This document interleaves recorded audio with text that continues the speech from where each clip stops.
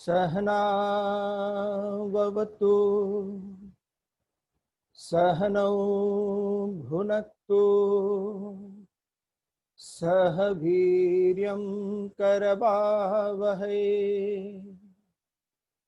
तेजस्विनावधीतमस्तु मा विद्विषावहै। ओम शांति शांति शांति।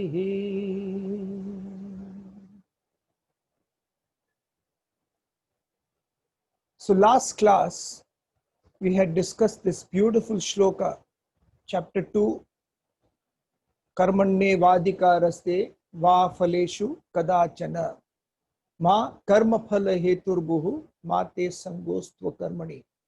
You have to just do what needs to be done, your action, fulfilling your own talent, and never expect the fruits thereof.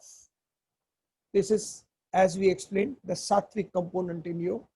The rajasic component will say, always think about the result.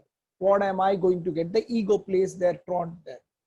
And tamasic component is not just bothered about any action. So either it does not act with procrastination and inertia, or the action is taken up without any consequence of its result. These three things are there. To reach this particular state itself takes time. So many times I myself am confused of what kind of a verse, because we are talking about the highest scriptures here, Bhagavad Gita. And there are people who are at a very, I won't use an ignorant person, but at a level where they cannot just understand or tune such places or such pieces of shlokas. So every time, the first thing which we say in, there is a Kabir Doha, Bahar ke pat band kar, andar ke pat. I'm just brushing it up so that you understand. The first step of spiritual evolution for everyone is to stop listening from outside sources and try to find out what you are inside. So number one, stop listening to junk, right? When I'm saying stop listening to junk, I'm talking about all these, whether it is newspapers or social media or news channels, blaring things one after another, news items, which is actually doesn't have any consequence with one person's life, right? It is just information gathered. So we become like mules, we become like donkeys carrying this burden of information, but we don't do anything about it. So cut that off. Why they are doing it, they have a reason for it. All the news and all the junk you hear, for one thing is you should stop listening. So don't listen. Continuously listen to yourself, listen to them. So their attitude will be, we will talk, you hear. And we will talk so much that we will not allow you to think. And that's the motive. The motive is to stop thinking. Because once you stop thinking, you are dead. That's why we say in this class is, please start thinking, start thinking. Because a thinking person is a dangerous person. Why we keep on saying that is because a thinking person cannot be manipulated by any system around the world. They'll always think, if this has come, then what is behind it? If this has come, so every time they go back to the source and they find out whether the information is correct or not. You stop getting manipulated by the system, by people, by your own relatives, anything for that matter. Start believing in yourself, stop believing on others. There was this one person who, we can give the character a name, Ram. He was going to his village, and next day morning he wrote a letter saying that I am coming there after years. So his best friend Shyam said, okay, I will come and receive you. So they met in the railway station and both of them hugged and said, long time we have not been seeing each other. And as they were hugging, Shyam started crying. When Shyam started crying, Ram said, what happened? Are you all right? Then something drastic happened last night after your call. I do not know how to break this news. He says, tell me, what does it? Tell me, is everything all right at home? So the man said, listen, I'm sorry, but your wife has become a widow. So he said, what? Yeah, your wife has become a widow. How is that possible? He said, my God, I talked to her yesterday and she was all right. What happened to her? And crying, he went back to the house. He went to the house. There was a reception party. The wife came with jumped with joy and hugged him. And he also thought that, oh my God, she must be in drastic shock that she doesn't know the problem, what she's facing. So she said, I'm so sorry this happened to you. So what happened to me? You have become a widow. I just heard it. Now, what are you talking about? No, really, I heard it. You have become a widow. I'm so sorry about it. Don't worry. Everything will be all right. And the wife just said that, how can I become an idiot? You fool. You are alive here and you are standing. And he just looked at the wife angrily and said, how dare you speak to me like this? Are you telling me my friend is lying? This is the condition of people around us. We have all become, in 5th standard, I heard this story in Hindi. It was called Sheikh Chilli. Sheikh Chilli, what he did was, he went on top of a tree. At that time, his job was cutting wood, for this burning of fuel. So he went up to a particular branch, which was a nice, healthy branch. He sat on that branch and started cutting it. And people started telling, what are you doing? You are cutting the branch you're sitting on. Well, nahi, I know what I'm going to do. With this branch, I'm going to buy so-and-so things. He just went on imagining. And ultimately, that branch broke. So the most important branch on all of us are sitting is intellect. Therefore, if anybody wants to manipulate anyone, just don't make them think. That's all. As soon as you don't think, you are okay. All the education systems, all the schools and colleges in the world are focusing only on this thing. Dump in more and more information, stop thinking. And ultimately, to think, you come to a satsang, you select a spiritual guru. And the spiritual guru also says, don't ask questions. If you ask questions, it's blasphemy. So where are you going to think? This is the idea. And as thinking stops, intellect stops growing. When intellect stops growing, proportionately, the mind becomes more powerful. Mind is functioning only on likes and dislikes, and it goes towards instant pleasures. It becomes stronger, thinking becomes weaker. When it becomes stronger, ego develops, and ego says, I want to do it. There is no intellect to guide the ego saying, listen, you have to live, but live diligently, live nicely for a higher cause in life. Don't, in the name of higher cause, don't get attached so much fanatically to that cause that everybody else becomes a villain to you. That is not alignment to a cause. Alignment to a cause is doing what is right and yet allowing other peoples to be. So first thing, when the intellect stops, the mind takes up. When the mind takes up, the first default, the first thing that goes away from the personality is higher values. Because at that time, the mind keeps on saying, what am I going to get? Every time the thought will be of, what am I getting from everybody? How can I get something for free? 1 + 1 free. With this, I get this free. How can I? So you start taking advantage of people around as what they call in English language, freeloaders. And freeloaders are everywhere. They do everything from the point of view of, I want this, but there is no giving. There is no graciousness in even accepting, thank you, Lord, I have got this for today. We are so selfish that even to gods, we go to different temples, mosques, and churches and keep on begging there also. What do I get? I want this. I want. Hardly anybody is saying, I really don't want anything. You have given me a head to think. You have given me a heart to feel. You have given me hands, legs, whatever it is, I can do without. Don't worry. I don't need your help. Ethics goes away. And when ethics goes away, society perishes. There is a beautiful example in the Shastras of Lord Krishna telling the whole village that the neighboring village has famine. They don't have anything to eat or drink. And at that time, cows, they were all milkmaids and cowherds. So he said, listen, so we are going to give them milk.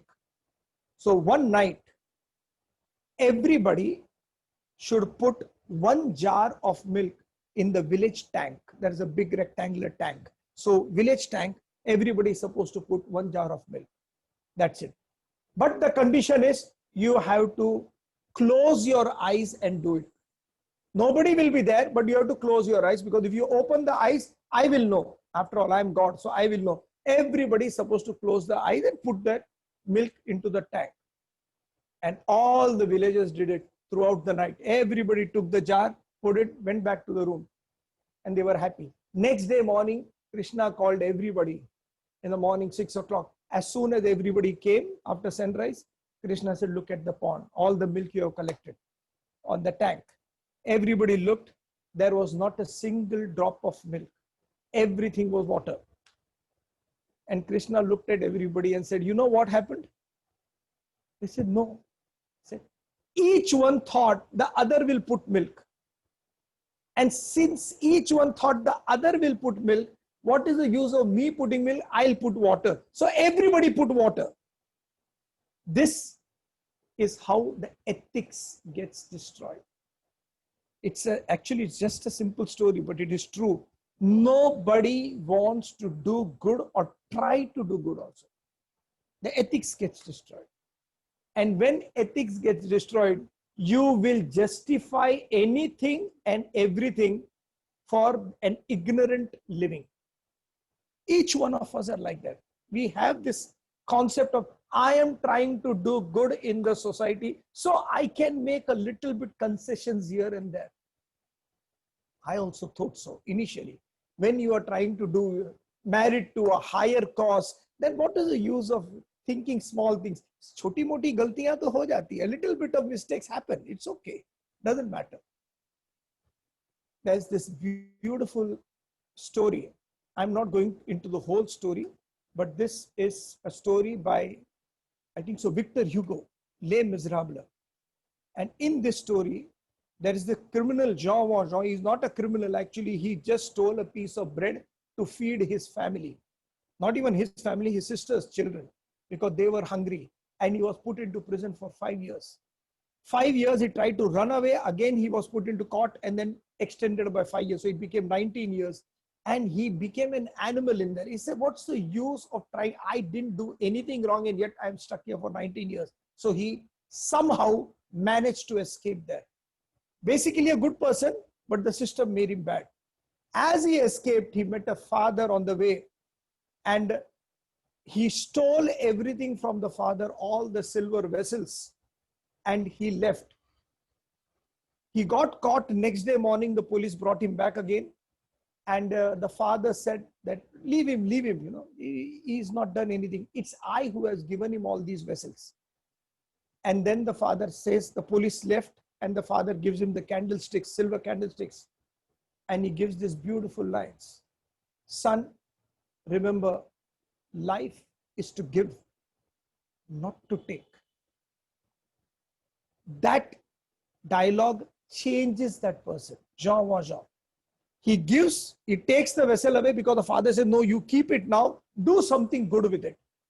And 5 years he goes missing, he educates himself, and then comes into a town and becomes a mayor of that town, Monsieur Madeleine. The same jailer who was in his prison when he was in prison Toulon in France, same jailer comes here as the chief of inspector in his city. So he is, the jailer, superintendent, is supposed to report to Monsieur Madeleine, who is the Jean Valjean. And when, as soon as Inspector Javert, his name is Inspector Javert, sees this guy, Monsieur Madeleine, he says, this fellow is a criminal. How come he's sitting on a mayor's chair? And then he goes and reports his name to the chief of prefect in Paris. Next day, the scene is Monsieur Medlin. He's suited, booted, he's sitting. Basically, he's doing everything not for himself, for the society. Remember this. He's always doing for the society. He's standing there. Inspector Zahir comes and says, "Sir, there is a subordinate officer who's done something wrong and you have to penalize him." So Monsieur Medlin says, "Who's that officer? And what did he do?" "That officer is me, sir." He said, "Okay, what did you do?" "You know, I thought that you are not Monsieur Medlin and you are Jean Valjean, a prisoner who's escaped from the prison Toulon. Therefore, I went and complained your name to the chief of prefect." He said, "Okay, so what?" Because he also knows he is Jean Valjean. He says, "So what?" "Well, sir, I am wrong because you see, the real Jean Valjean is caught. And tomorrow he is going to be sentenced in the court of Paris." He says, "Okay. So you'll have to remove me from my job because of my insubordination. We'll deal with it." "No, sir, I am going." And he goes away. If anybody reads this book of Les Miserables, the subsequent 3 pages are the highlight of the story.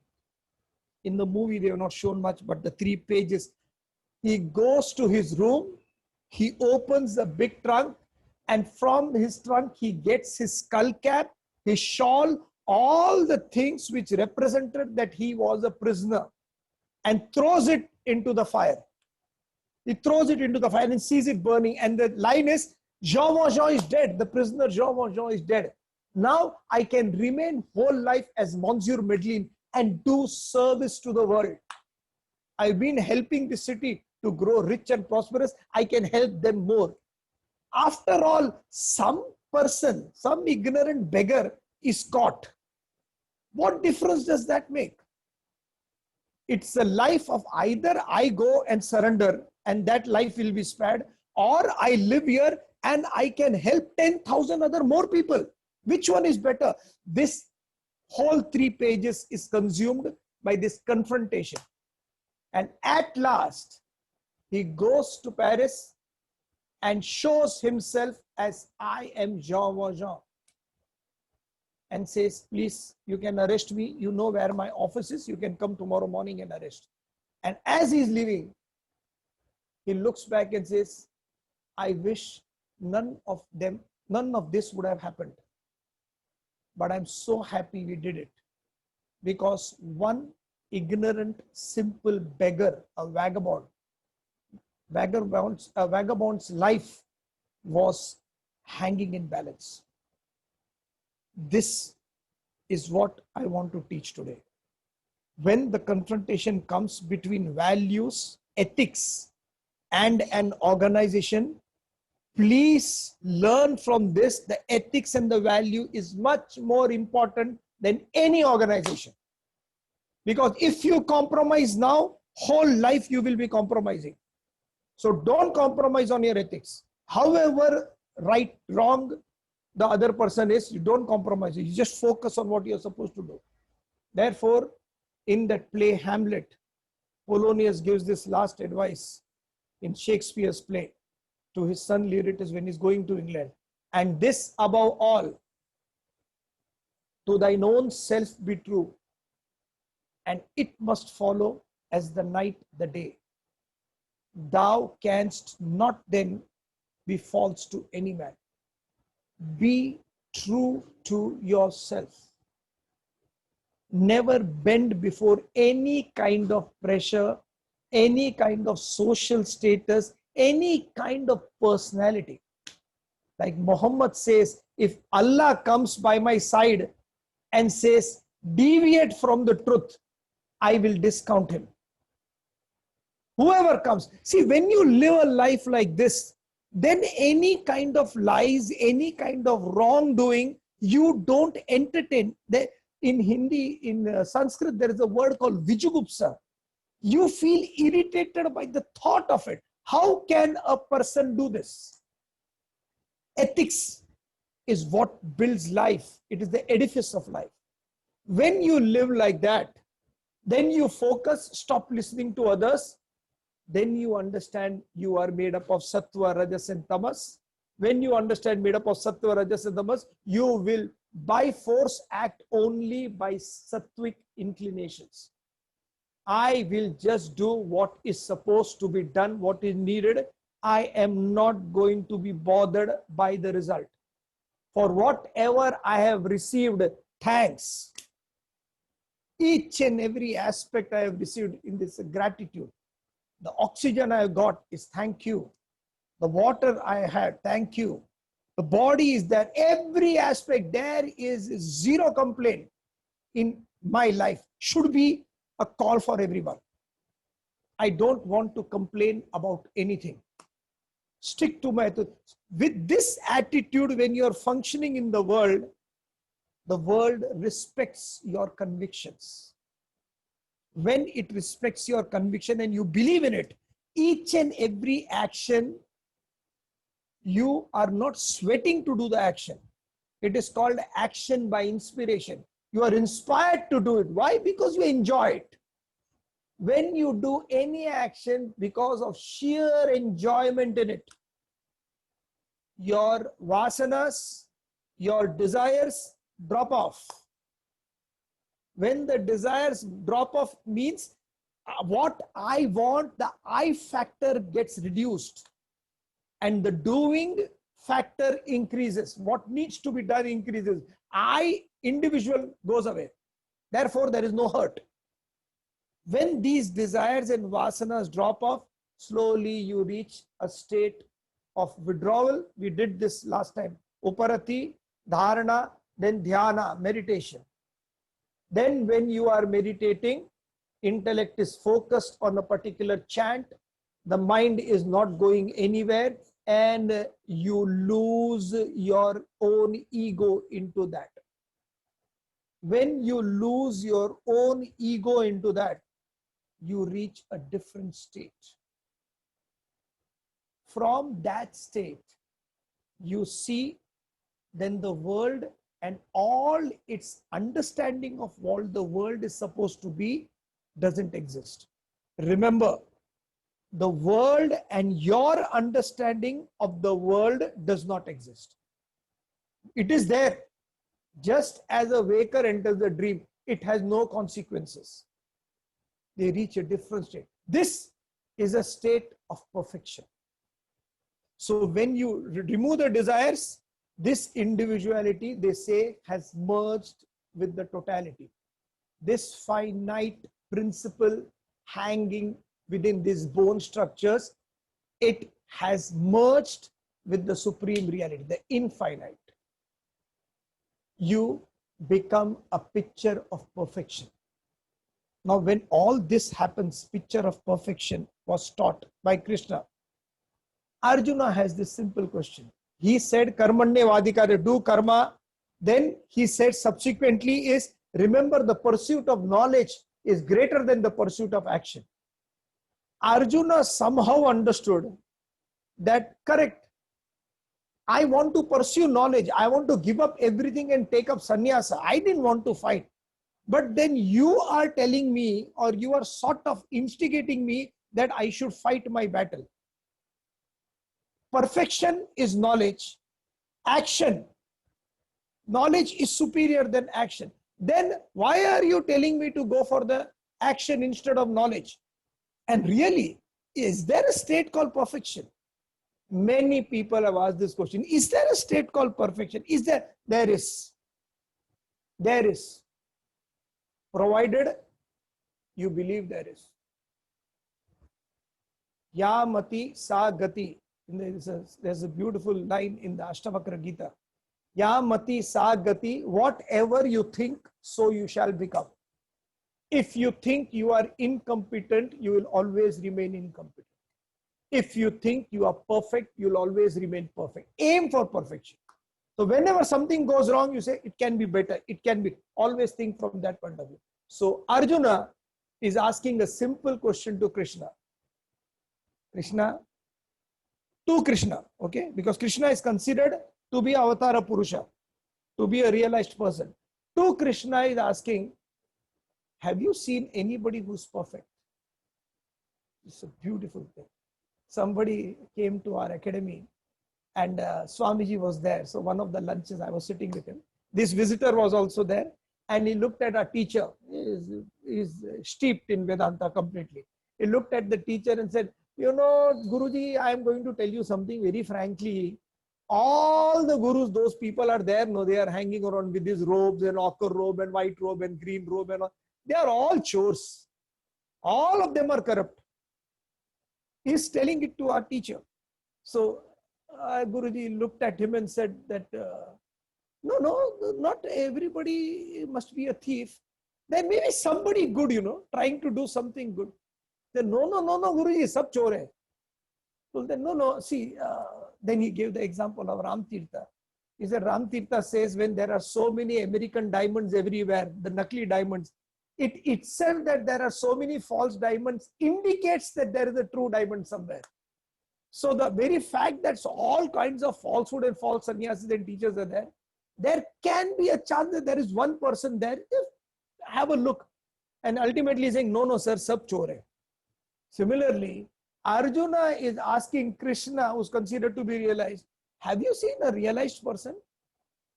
From here on, why I gave you that initial thing about not listening to others, listening to yourself, and the whole lecture is because of this. If you don't prepare yourself that way and be ready for a lecture of this sort, which is coming now, which is called the lecture of Sthita Prajna, nothing will enter your head. Without preparation, you can't understand the scriptures, especially this part, because this part from verse 54, Krishna starts at 55. 54 to 72 is considered to be, this is what perfection is. When you have a vision of perfection, you want to become that. When you want to become that, when you want to climb the summit of Mount Everest, you don't look around details of how many people fell down and died. You don't look at how many people are stuck at the base camp. You have only one vision.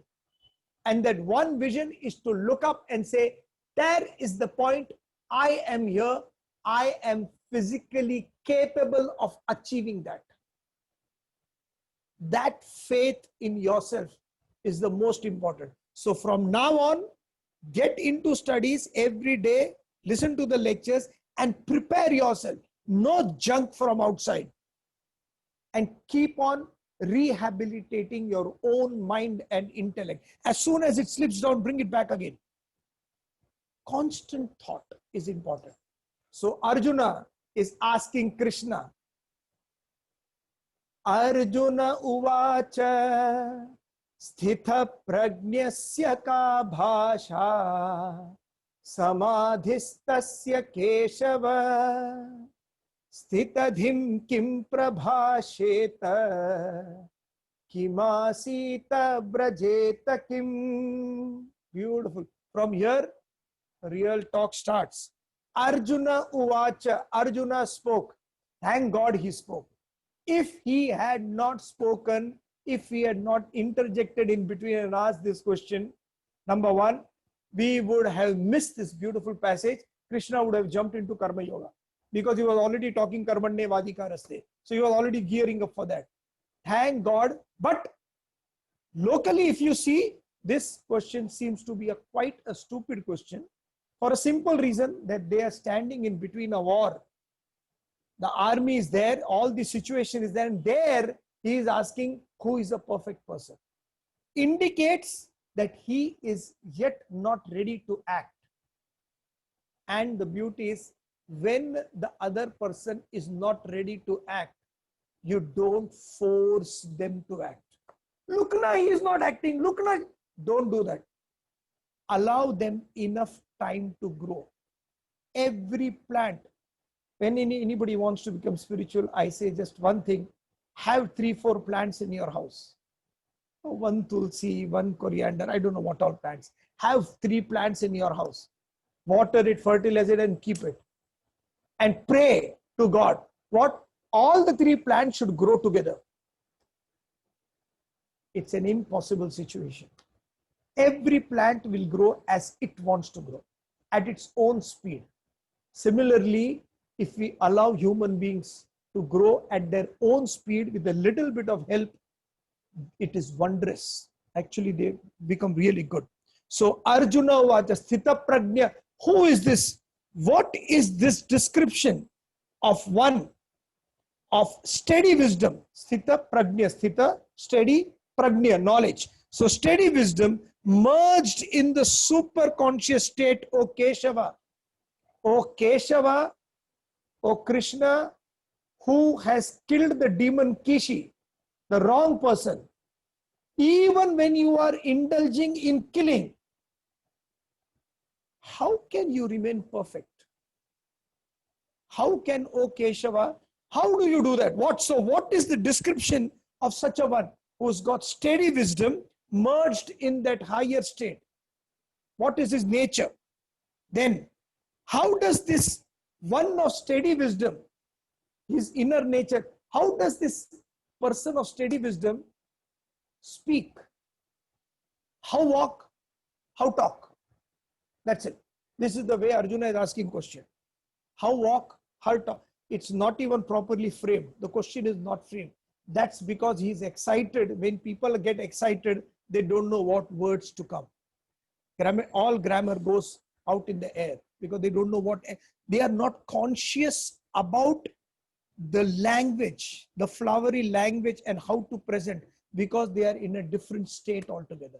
So how sit, how walk, how does he speak, O Krishna? Speak, sit and walk. Speak means how does he interact with the world? What goes on in him? When he is sitting, when he is not interacting with anybody, speech means external communication. How does he communicate with the world? When he is sitting, when he is alone and he or she, right? So Arjuna is asking this question. When he is sitting, what is going on in his head? What is that person thinking?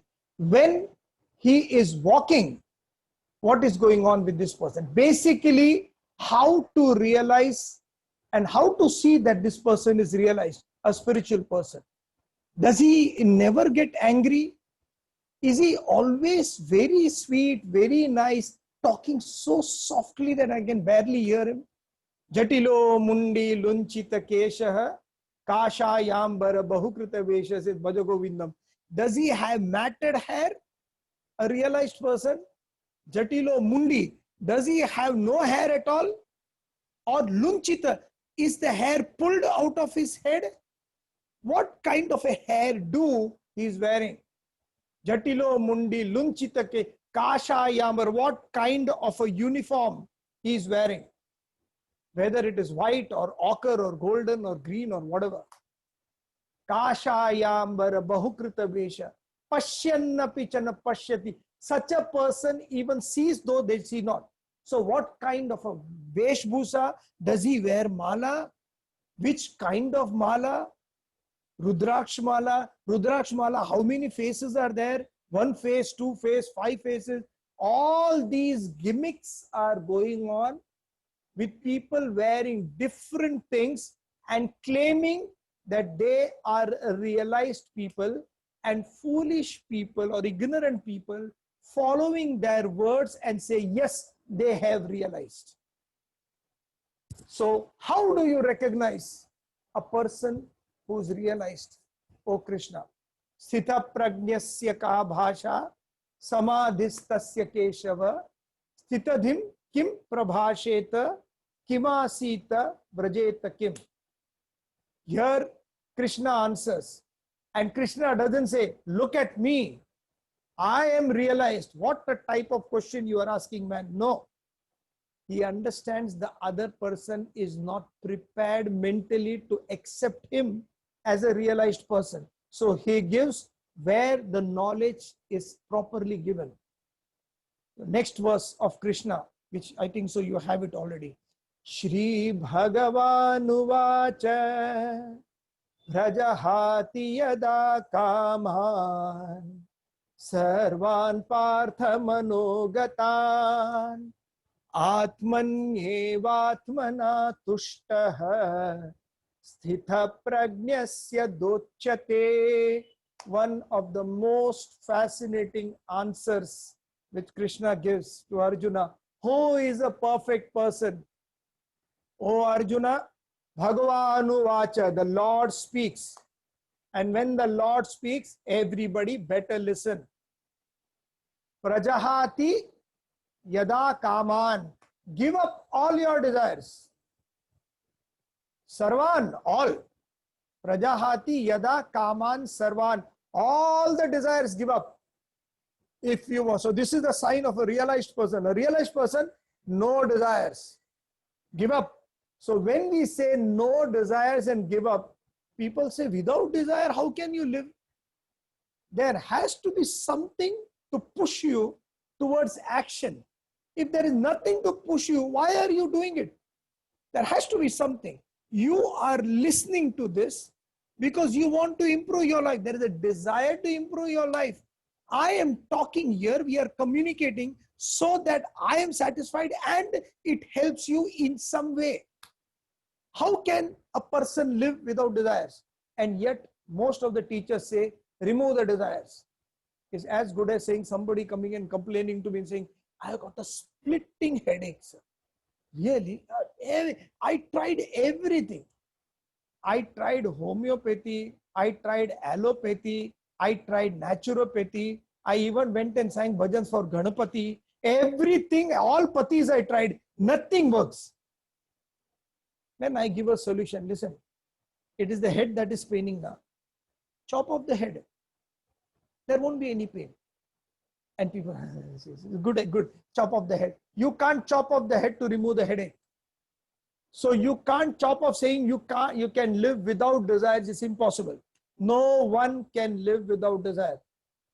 Prajahati yada kaman sarvan partha. O partha, give up all the desires manogatan from your mind.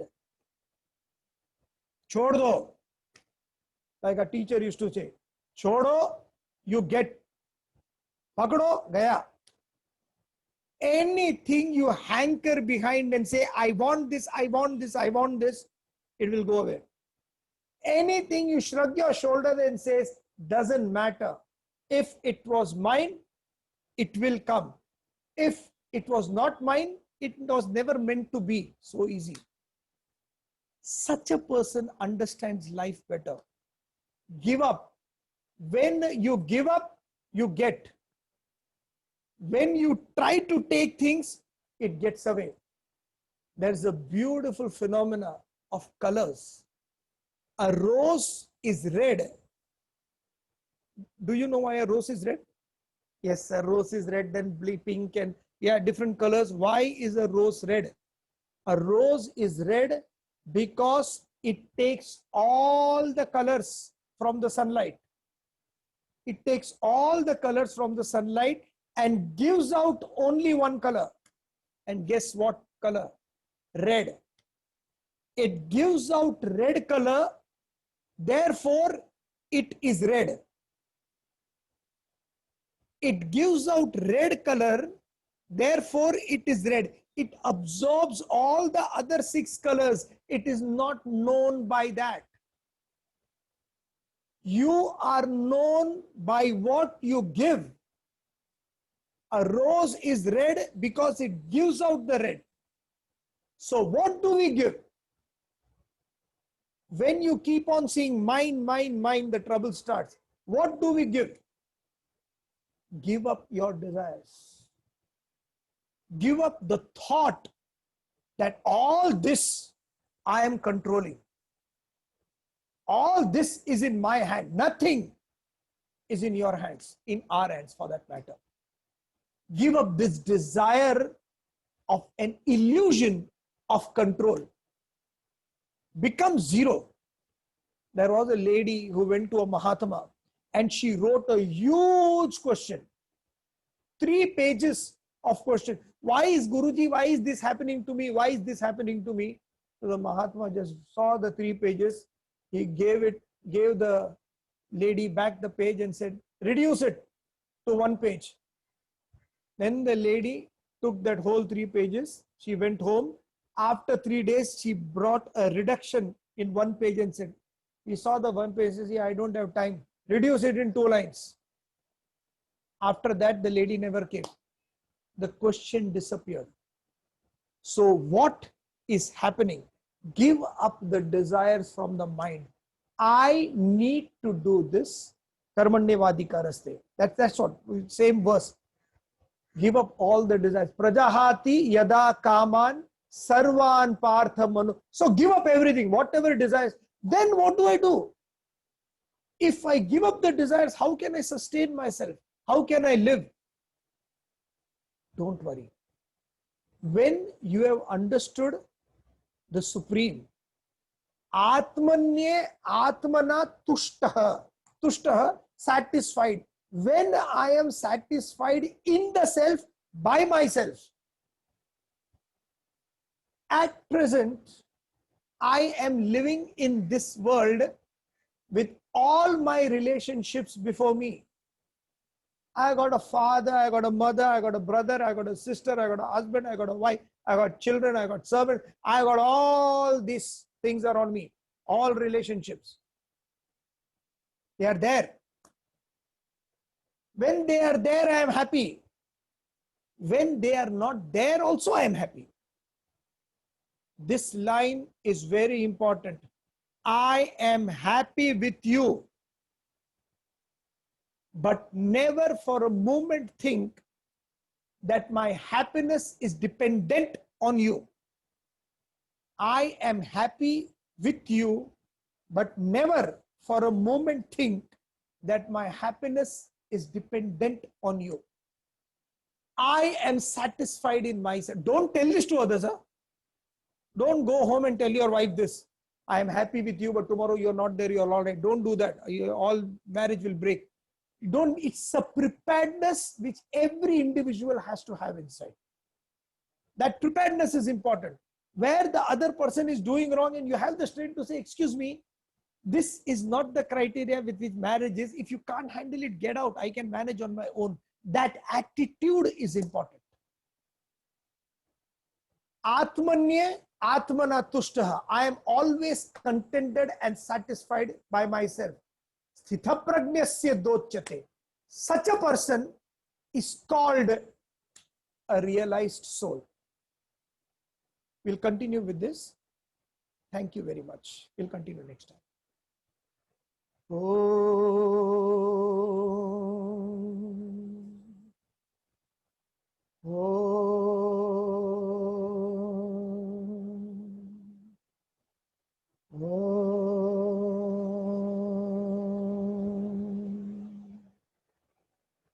Hari Om.